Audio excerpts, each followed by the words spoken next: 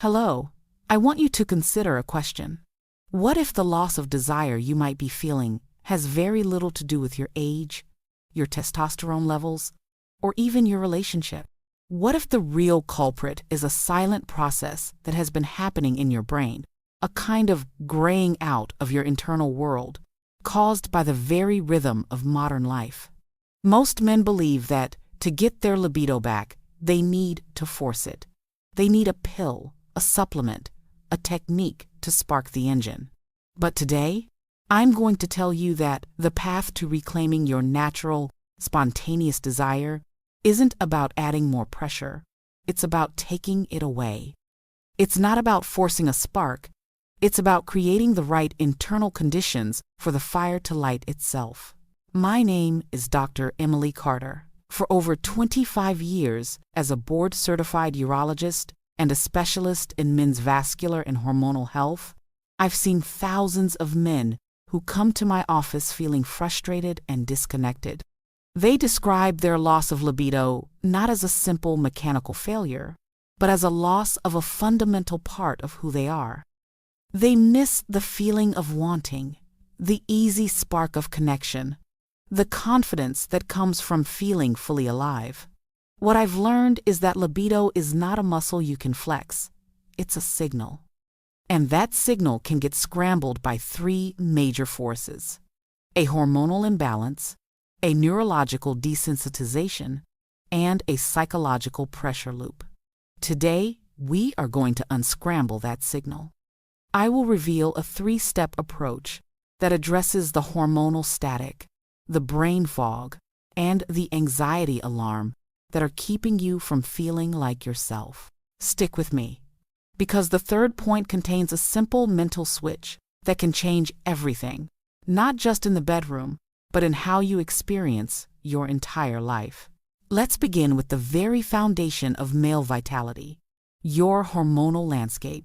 When men hear libido, they immediately think testosterone. And while that's part of the story, it's not the whole picture. The real issue for most men over 60 isn't just a low level of testosterone. It's a high level of its direct enemy, cortisol, the stress hormone. You must understand this fundamental relationship. Testosterone and cortisol exist on a biological seesaw. When cortisol goes up, your body actively suppresses testosterone production. It's a survival mechanism. Your body reasons that when you're under threat, whether it's a real physical danger or the chronic stress of deadlines, finances, or family worries, it is not the time to be thinking about procreation or building muscle. It's time to survive. In that state, your body slams the brakes on libido. Let me tell you about Robert. Robert was a 62-year-old architect, a brilliant man who thrived on pressure. His entire day was a cascade of cortisol triggers. He'd wake up, immediately check his emails, and start the day with a large, sugary coffee to jolt his system into action. He'd skip breakfast, work through lunch fueled by more coffee and snacks, and deal with demanding clients all day. In the evening, he'd try to unwind with a glass of wine and the news, which only added to his agitation. He came to me complaining of zero libido. He loved his wife deeply, but felt completely numb, physically and emotionally. He was convinced his testosterone was gone for good, but his blood work showed that his testosterone wasn't critically low. His cortisol, however, was chronically elevated. He was living in a 24/7 fight or flight state. To help him understand, I used an analogy. Think of your vitality as a beautiful, intricate garden. Testosterone is the patient, dedicated gardener. He spends his time carefully planting seeds for desire, nurturing the growth of muscle, tending to the roots of your energy and confidence. He works with the natural cycles of the sun and rain. Cortisol, on the other hand, is the emergency groundskeeper. His only job is to respond to fire alarms. When an alarm goes off, a stressful email, a traffic jam, a financial worry, he doesn't care about the delicate seedlings. He storms into the garden with an axe. chopping down trees to create a fire break, and digging up flower beds to access water lines. His job is to save the property from burning down. Now, if a fire alarm goes off once in a while, the dedicated gardener can eventually repair the damage. But if the fire alarm is blaring all day long, every single day, the emergency groundskeeper never leaves. The garden is constantly being torn apart. It becomes a barren patch of dirt and stumps. The patient gardener, testosterone, has no chance to grow anything. Robert's life was a constant fire alarm. His garden of vitality was desolate. The solution wasn't a testosterone shot. It was to silence the false alarms. We started with a non-negotiable morning ritual. The first 30 minutes of his day were now his. No phone, no email. Instead, he would sit with a cup of herbal tea and simply look out the window, followed by a 10-minute walk outside, even if it was just around his block. Then he had a protein-rich breakfast eggs, not a sugary pastry. This single change was designed to do two things: prevent the morning cortisol spike from the phone and stabilize his blood sugar to avoid the energy crash and burn cycle. Now, you might be thinking, but I'm not a stressed-out architect. I'm retired. I'm relaxed. Stress isn't always about deadlines and frantic activity. It can be the quiet stress of health worries, of feeling irrelevant, or simply the biological stress of a poor diet and a dysregulated sleep cycle. The principles are the same. The timing of this is absolutely crucial. Your body is most sensitive to cortisol in the morning. By managing your cortisol first thing, you set the hormonal tone for the entire day. You are telling your body that you are safe, that the fire alarm is off. This gives the patient gardener, your testosterone, the peace and quiet he needs to start tending to the garden again. For Robert, this was the beginning. Within a month, he said he felt a calmness he hadn't experienced in years. The constant internal static was fading, and for the first time, he could hear the faint signals of his own desire returning. So we've calmed the hormonal static. Now we must address the brain. This brings us to our second point: the desensitization of your brain's reward circuit. Libido doesn't begin in the groin. It begins in the brain. Specifically, it's driven by the neurotransmitter dopamine, which is responsible for motivation, pleasure, and desire. In a healthy brain, the prospect of intimacy triggers a release of dopamine, creating a feeling of wanting and anticipation. However, our modern world has waged a war on our dopamine system. We are constantly bombarded with what I call cheap dopamine, the endless scroll of social media, the 24-hour news cycle, the notifications on our phones, the high-sugar, high-fat processed foods. Each of these things provides a tiny, easy hit of dopamine, and our brains are becoming addicted to it. Let me tell you about Michael. Michael was 65, a retired history teacher. He wasn't stressed like Robert. In fact, he was a little bored. He spent his days on his tablet, reading news articles, watching YouTube clips, and scrolling through pictures of his grandchildren. In the evenings, he and his wife would watch a few hours of television. He was calm, but he felt completely flat. He told me, "Doctor, it's not that I can't perform, it's that I just don't even start." The thought rarely crosses my mind. He had no spark, no motivation for intimacy, or for much else. His dopamine receptors were completely exhausted. I explained it to him with this analogy. Imagine your brain's reward system is a gourmet restaurant with a world-class chef. This chef is capable of preparing the most exquisite, satisfying, and deeply nourishing meal you can imagine. This represents the profound pleasure of genuine connection and intimacy. However, all day long, you've been walking past the restaurant's kitchen and stuffing your face with free samples of junk food being handed out on the street. A greasy potato chip here, a sensational news headline, A sugary piece of candy there, a handful of salty pretzels, an angry political comment. Each one gives you a tiny, fleeting burst of flavor, but no real nutrition. By the time dinner, the main event, is supposed to happen, you walk into that beautiful gourmet restaurant and the chef presents you with his magnificent creation. But you're not hungry. You look at the incredible meal and you just shrug. You've spoiled your dinner. You're so full of junk that you have no appetite for the real thing. Michael had been snacking on cheap dopamine all day, every day. He had no appetite left for the gourmet meal of genuine present-moment intimacy. The solution was a dopamine fast, specifically a digital sunset. I asked Michael to commit to one rule. At 8 p.m., every night, all screens, the TV, the tablet, the phone went off. For the last hour or two before bed, he and his wife had to do something analog. They could read books, listen to music, talk, or play a card game. The goal was to starve his brain of the constant, low-grade stimulation and allow his dopamine receptors to reset and become sensitive again. Now, you might be thinking, but these things are how I stay connected and informed. They're not harming anyone. On the surface, they seem harmless.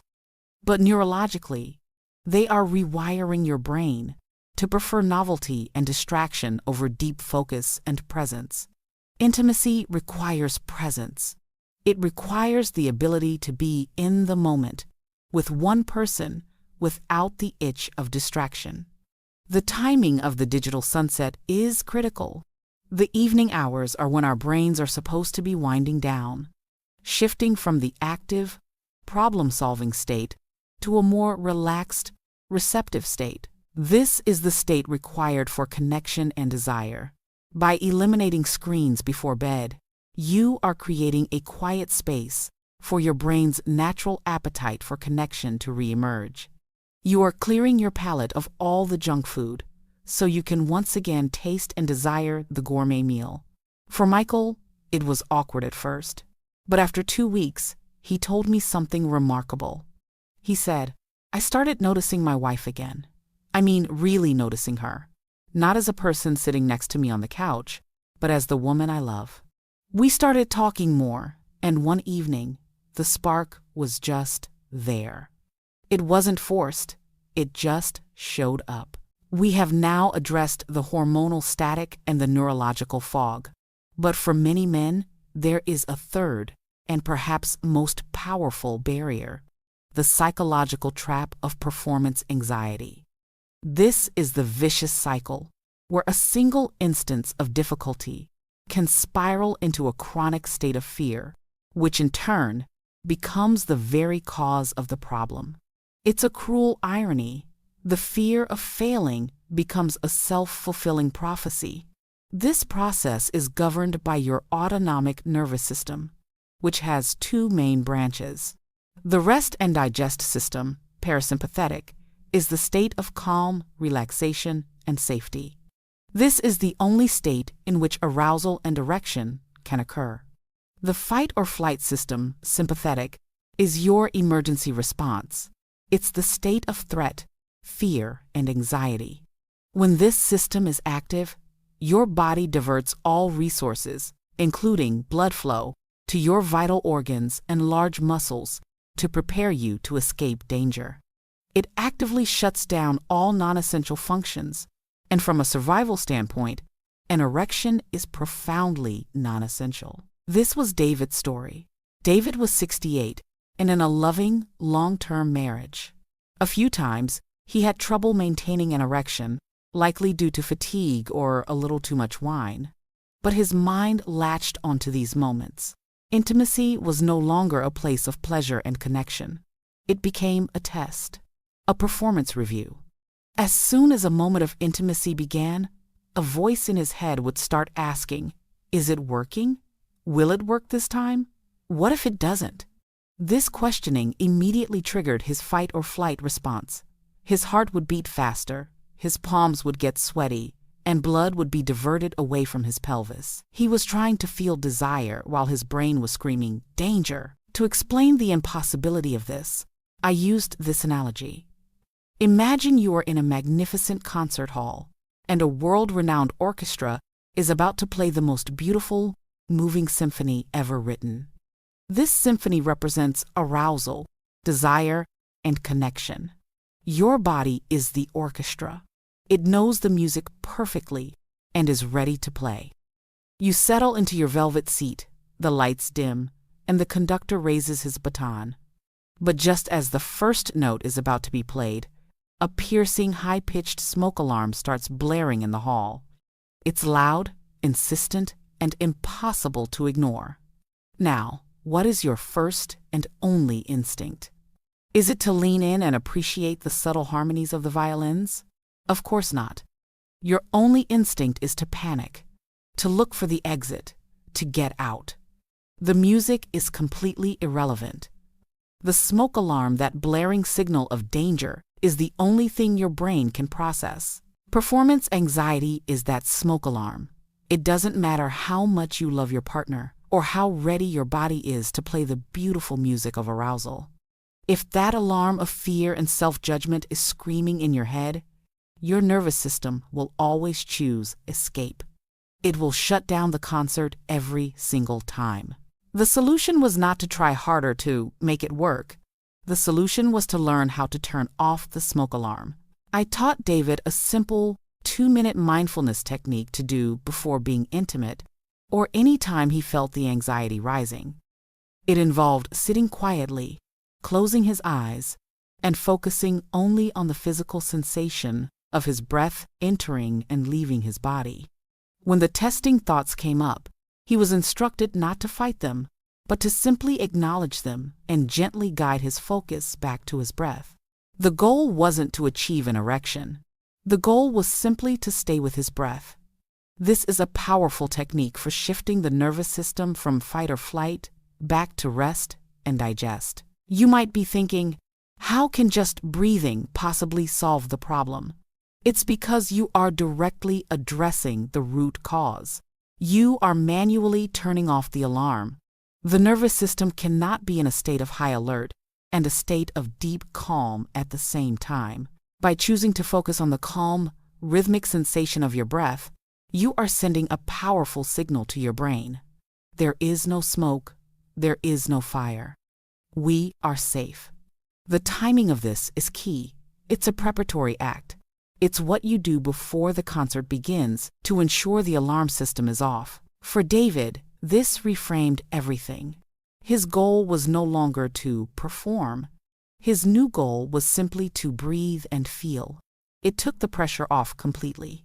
And in that state of safety and non-judgment, the orchestra of his body could finally begin to play its music again, naturally and without force. Now, it is absolutely essential to understand how these three pieces, the hormonal, the neurological, and the psychological, work together in a powerful synergy. They are not separate issues. They are deeply interconnected. When you start your day with a calm, cortisol-managing routine, as we discussed in the first point, you have more mental and emotional resources. You feel less frazzled, which means you are less likely to seek out the cheap, distracting hits of dopamine we talked about in the second point. You're not trying to escape a feeling of stress, so you have less need for the digital junk food. When your dopamine system is reset, and you are less numb when you have a greater appetite for genuine connection, you become more present. This presence is the perfect antidote to the performance anxiety we discussed in the third point. It's much harder for the what-if thoughts to take hold when you are genuinely engaged in the moment with your partner. You're not in your head, you're in the experience. And when you learn the technique to switch off the fight or flight alarm, you create a state of profound physical and mental safety. This state of calm tells your endocrine system that it's safe to stop overproducing cortisol, which in turn allows your testosterone levels to find a healthier balance. Do you see? Calming your hormones gives you the strength to heal your brain. Healing your brain gives you the presence to calm your anxiety. And calming your anxiety creates the safety to heal your hormones. Each step reinforces the others, creating an upward spiral of vitality. This isn't about finding one magic bullet. It's about creating a holistic internal environment where your natural desire has the space to thrive again. And that brings us to the most important moment of all, the moment of action. You have listened this far, which tells me you are ready for a change. You have absorbed the knowledge about your hormones, your brain, and your nervous system. But as we all know, knowledge without action changes nothing. The most common trap I see men fall into is setting the wrong goal. They make their goal the outcome. I must feel desire, or I must get a hard erection. This is a goal you can fail at, and every perceived failure just feeds the anxiety, making the problem worse. So today, I want you to completely reframe your objective. Your new goal is no longer to restore your libido. That's too big and too vague. Your new goal is simple, achievable, and completely within your control. Your new goal is to create a calmer internal environment. That's it. That is a goal you can win every single day.